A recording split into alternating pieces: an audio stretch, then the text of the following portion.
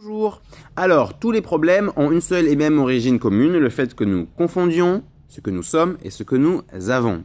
Ce que nous avons, c'est le corps, la matière, notre expérience, et ce que nous sommes, c'est l'âme, l'énergie, ce qui est éternel. Et non seulement c'est éternel, mais en plus c'est comme ça que tout fonctionne, tout est âme, tout est énergie, et donc en pensant comme ça, non seulement on comprend qu'il n'y a pas de différence entre ce qui nous entoure et nous, mais surtout on s'équilibre au niveau des énergies, notre capacité à accepter ce qui se passe, qu'on appelle le féminin, la délicatesse, et la capacité à accepter qu'on peut contrôler cette réalité, la maîtriser, qu'on appelle aussi l'autorité, le masculin.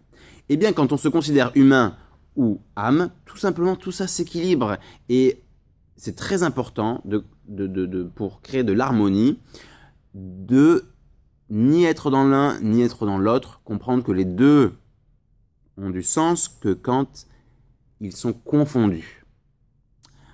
Alors ça veut dire quoi? Ça veut dire que si vous avez des critères physiques qui déterminent votre comportement, votre intérêt ou vos sentiments pour autrui, cela veut dire que vous êtes déséquilibré yin-yang. Et donc si vous avez tout simplement l'idéal, il n'y a pas d'effort à faire, ayez juste cet idéal, critiquez.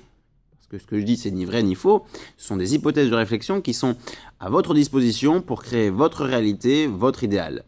Il n'empêche que beaucoup ont tenté ça, c'est pour ça que je vous en parle après 13 ans d'études. Si je vous parle de ça, c'est pas par hasard, c'est bien parce que ça a des résultats significatifs pour tous ceux qui l'ont testé, ou en tout cas une très grande majorité. Donc je vous dis, n'ayez pas de critères physiques ou ne voulez pas.